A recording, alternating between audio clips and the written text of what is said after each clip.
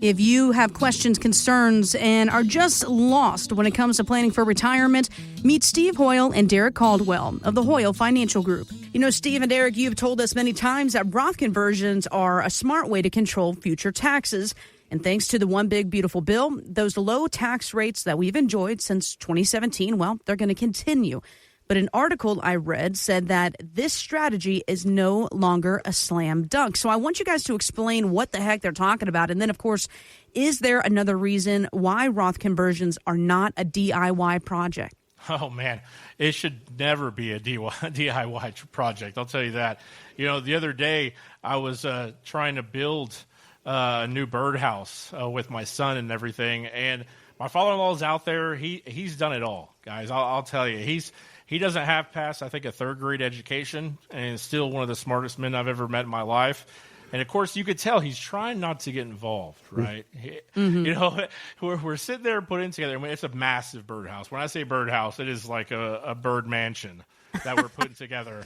And it's like everything that I do when it comes to construction, guys, I'll be honest with you, it's like 80% there. You know what I mean? Like, it's like it works, but don't show it to anybody because it's not the prettiest. And, yeah, I mean, it's the same thing a lot of times with Roth conversions and things like that. We hear it all. You know, I had a client years ago at Bank of America when I worked there, and he had just taken his whole IRA. It was over $400,000 and converted it one time. And he told me, I mean, about 3 months after he did it, and he said, I understand the urge. And what he was expressing is that he wanted the monkey off his back. He didn't want the government to have any more part of his money. And while I understand that urge, at the time, guys, he paid 42% taxes on that. Woo! Whoa! Yes. But, Derrick, what's crazy about that is people come to see us all the time, and, they got that deduction every payroll period for, making those contributions to that pre-tax. And when you say to them, now you've got to pay taxes on all this money, the government is your profit partner in that. They look at you like a deer in the headlights. What? No education, right, Steve? I mean, companies don't help people. They don't educate everybody. How many times do we see that they don't know if it's pre-tax or after-tax money or anything, right? I had a client in one of our classes. We just took on a new client from one of our education classes, and she wrote, Steve, on that form, you remember, she said, I have this much money at Fidelity, and I have no idea how it's invested or if it's taxable or anything. And that is 90% of people that we see. Wow. I mean, because we're told the same thing. Well, here's your 401k. You could choose to do it. You could not choose to do it. Completely up to you. You just put in the percentages of what you want and how you want it invested. And 30 years later, we go, okay, how is this all done? That's how everybody is. But, Derrick, I think the crazy thing is, I'll bet it happens 5 times a month. People come to see us. They have worked at other jobs. They have a 401k there. They don't have a statement. They don't have anything that shows that money. Listen, I worked at that company. Well, now that company has changed names 3 times. We've got to go back and find the plan. And that money, people with old 401ks, old IRAs, think how they could put that money to work for them for retirement. It's huge. Yeah, absolutely. We see a loss. We've helped people recover 401ks, which is not always easy, guys. No. It's not always something that, hey, we just call Fidelity and check with them, call Vanguard, check with them. It can be quite time-intensive and everything, but I urge everybody to take control of their money for sure. But also just, hey, know where it is, what it's doing for you. You don't have to get underneath the car, and fix your car in that aspect. Like, you don't have to know every single thing. But those are the top 3 things I would think is where your money is. Make sure that you have a statement from there, how it's invested, and what's your risk in those investments. Those are the top 3 things that I think everybody should know in the minimum. And our job is to help people because we know the extreme lack of education that we get growing up. I think up until college, Steve, I didn't receive really anything other than how to balance a checkbook, and that was in my personal finance class senior year. Exactly. Sure. Yeah, I mean, and crazy. You talked about it, Steve, a lot of times about your generation and your parents' generation. Like, you don't talk about money. But I really think people should, tell about their successes, but also their failures. You can learn so often from a failure. But, it's interesting going back to your Bank of America story. Once he got those taxes out of the way, Derrick, think about the opportunity he had for growth, growing that bucket of money tax-free. And, I think it's also one of the things we think about a lot is people are like, well, I'm not going to use this money. It's my kid's problem. Absolutely not. You need to pass on tax-free money to your kiddos. The government knows that, we've just moved the RMDs up to age 73. They know that your kiddos are going to be in the highest earning wages of their lifetime. So they know what a great time to pass that on and let those kids pay all the taxes. You talk about a tax time bomb, giving a really successful, kid a bunch of money or adult, hell, sometimes we're giving them to 70-year-olds. It's crazy. Yeah. And y'all know as well as I do that the tax extension that we're kind of enjoying right now, it is something that is just, I say moments, but years away from changing, right? How many times has the next administration came in and just flipped the script on us, and all of a sudden, hey, we didn't take advantage of it, so now we're kind of stuck. So to kind of answer your question, Jess, too, is the DIY thing? Absolutely not. There are so many calculations. We look at Medicare, too, guys, because Medicare can be affected by the amount of income that you take if you're that retirement red zone and everything. We look at how you're investing those funds, guys. I mean, you know how long it'll take you to make back that kind of money if you're sticking that money in a CD, right, at 3%? It's going to take a long time. So all these calculations go into whether or not we recommend somebody getting a Roth conversion, where to put it, all those things that go into that. We have to be sure it's 100% in your best interest, hands down. And then we got to plan for that, right? But Steve, you hit the nail on the head. If I'm alive and I can take those taxes at 20%, but most likely when I'm deceased, the government's going to get 40. I'm taking the 20, buddy. Absolutely. Every day, right? So if you're in the retirement red zone 5 years before retirement or 5 years after retirement, and you need a tax strategy, you really need to sit down and understand how taxes in retirement could really wipe out the retirement you've always dreamed of. Call us today and let's sit down and put a tax strategy together. Look at the 401ks, look at your IRAs, and really get to work. So we've all heard of that common 60-40 portfolio, right? Where it's 60% stocks, 40% bonds. But have you heard of this 50-30-20 portfolio?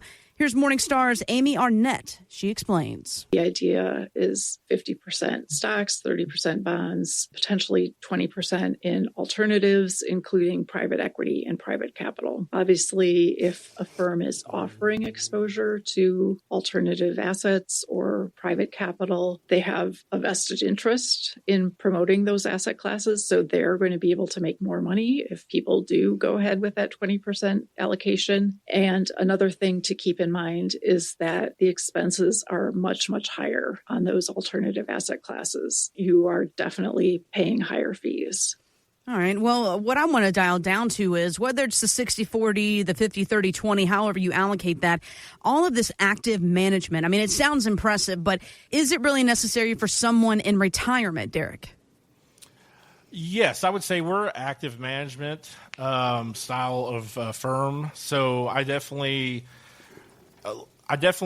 go towards that, because when you're looking at safety or growth, you want somebody that's not going to answer the almighty question of like, hey, Derrick, what are we doing? The market's dropping. And then just go, you know what? Just hang in there, buddy. It's going to be okay. You want somebody that's actively trading and actively managing your accounts and staying on top of it to really dig in to not only meet your goals as far as growth, but also on the defensive side. do something about it. There's always opportunity in the markets. There's always something that can be done to tweak your portfolio, and that's what we look for a lot. I do have to disagree with her, though, on private equity. Not only the firm, just the fees of those firms and everything, very, very, very high, guys. And the lack of transparency is the biggest one that gets me. Keep in mind that private equity, you don't have any liability to disclose your financials to the public. You don't have to do any of that. So when people, in this day and age, when people are worried about their finances so much, and also the scam artists that are out there, everything, transparency for me is key.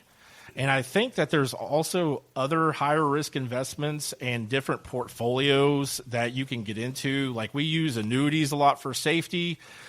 We use everything from blockchain, which is cryptocurrencies, to emerging market, to AI tech, those kind of things. But very few clients have the stomach for that kind of risk. And the biggest thing is being on the same page with your advisor on the amount of risk that you're willing to take, and quite frankly, once again, transparency of what that means in a good market, but more importantly, what does that mean in a bad market? Private equity, generally they have periods too of illiquidity, which we don't like. That's something, there's too many cons for me for private equity to make that something that our firm will endorse. I want clients that have options, yes, but I also want to make sure that they're properly diversified. And I think we can do that in a way that's a lot smarter and keeping the fees as low as possible, because that's how I am, Steve, right? You absolutely. Fees are everything. Yeah. This guy goes to the cheapest gas station in town. You think he's going to pay high fees? Come on. That's really, in this day and age, everybody's looking for alternatives. Really, they're looking for something different than that 60-40 portfolio. And I urge you to give us a call if you don't know what that means. If you do know what that means, there are a lot of great tools out there, like I mentioned, with annuities. There's dividend income portfolios. There's a lot of different things out there now than just, hey, I'm going to stick this in, a couple mutual funds and give it a go. Stop doing that. We don't really like mutual funds either because of the fees involved. And if you don't know the fees, call us. We do complimentary retirement portfolio analysis for you. We will tell you exactly the good, the bad, the ugly, and we will show you exactly what you're paying in fees. And hey, if you love what I'm telling you and you love what you're paying and you love the analysis that I give you, fantastic. But I'll tell you, 9 times out of 10, there's going to be something in there that you're like, wow, I did not know that, Derrick. Jess, we're going to do first 5 callers. Complete complimentary retirement portfolio analysis for you. We're going to tell you what the good, the bad, the ugly is in your portfolio, and we're going to deep dive in that and give you a complimentary meeting with us, and then we'll sit down again and do another complimentary meeting, but we tell you all that you need to know about how you're invested, where you're invested, and let you make the decision of where you go from that point. We've talked before here on the show about really how Derrick and Steve, you guys are acting as somebody's, financial coach, if you will. And let's look at the biggest athletes that we've ever known. Michael Jordan, Tiger Woods, Shaquille O'Neal, just to name a few. They all had coaches that, worked with them to make their game perfect. That is what you're doing when it comes to finances here. And there's got to be signs that you see where you say to somebody, look, it's clear that you're not getting the right information from this other advisor you're talking with. Well, it's interesting how many people come to see us, Jess, and say, my advisor never called me back, or I never talked to him. His assistant called and gave me a 1 sentence from him. They weren't responsive. They were not reactive. They were not getting that added peace of mind to sleep at night. Derrick, don't you think that so often people come for a second opinion? Yeah, and Steve, I'll tell you some of the biggest things we hear. Because Tiffany actually did some research on this, and she took polls from new clients for the last year. And these are some of the ones she heard a lot of. And one is that they always were afraid to call them. Right, they always, they felt like they were an inconvenience or they were bothering them. They don't ever hear from them unless there's a trade or they want to move their money. That was number 2 there is, you should be having those. I like to say like fireside chats, coffee meetings. Like it doesn't always have to be an hour and a half long meeting, guys. But what we expect at our firm is a lot different than others. So you will hear from me a lot because most of the time when we start digging in and just chatting, something will fire. Something that you thought about a month ago and we just got off the phone and then you forgot about it, or there was something that you said that made me go, hey, we got to talk about this. Just the other day I had a client that we were sitting there talking about my kids. Right. And I just happened to mention that they have 529 plans. And we had previously talked about their grandkids, but they had just been born. She had a 1-year-old and one on the way. And she was like, hey, we talked about that last time. Tell me more about those 529 plans. But if we hadn't had that conversation, it could have been the next time I talked to him or maybe even a year from there, where, hey, that's something that got the wheels turning, right?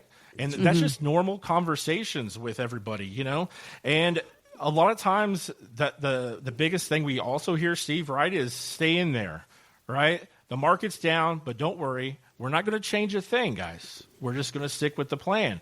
So I'll tell you, and quite frankly, guys, that is the biggest thing that pisses clients off. There's no other way to say it. Because if I'm telling you that, and it's your life savings, how much does that make you angry, right? There's always a way to pivot or something that's going on in the market. And quite frankly, your financial situation changes all the time. I think what's interesting, Derrick, is it's funny. People come to see us and say, this guy I'm using, he's been doing it 2 years. I mean, when we tell them our firm's been around 36 years, we were here for the 2000 when nothing happened. We were here for the 2008 when everything happened. And, I think that makes people have that added peace of mind, knowing we're going to be here and we've been there for the long haul. I think that's a really big thing. Yeah, Steve. Because you've seen it, but you've also been able to see those plans and things that you put in effect 20, 25, 30 years ago, right? And that's one thing with, kind of pop-up financial advisors that are new to the industry. They might have, and a lot of times, guys, they have good intentions, right? They have plans they put in place. But you're right, Steve. They've only been doing it for 4 or 5 years, and they haven't had to have the responsibility and the repercussions when that plan doesn't work out, right? Or they don't know. Exactly. They don't know what they don't know. So I tell people, when you think about a plan, if an investment strategy is important to you, having an income strategy in retirement, having a tax plan, having a liquidity plan, having one for health care, maybe long-term care, we're going to sit down and look at all parts of the plan. We're kind of the wheelhouse for all of those things because when you get to retirement, it's a totally different phase of life. And at Hoyl Financial, that's what we focus on. So if you're serious about partnering for your future, you need to call us at Hoyl Financial today. Let's sit down and put a plan. And some of those things that Derrick talked about, risk, are so important. I'm so glad you listened today. If you'd like to sit down with Steve and Derrick or a member of the Hoyl Financial Group, visit retiretexasstyle.com. Investment advice offered through Hoyl Wealth Management, a Texas-registered investment advisor able to provide investment advice in states where it's registered, exempt, or excluded from registration. Content contained herein should not be construed as an offer or solicitation for investment advice or for the purchase or sale of any security, insurance, or other investment product. Investments involve the risk of loss, including possible loss of principal. Please consult with a qualified financial, tax, accounting, or legal professional before implementing any ideas or strategies discussed here. Content provided is obtained from sources believed to be reliable but cannot be guaranteed as to its accuracy or completeness. By contacting us, you may be provided with information about insurance products, including annuities offered through Steve Hoyl, Texas Insurance License 716036. Annuity guarantees rely on the financial strength and claims-paying ability of the issuing insurance company. Read your contract for restrictions, limitations, or penalties. Steve Hoyl is not licensed in all 50 states. To find out if Steve Hoyl is licensed in your state, please call 806-371-9473.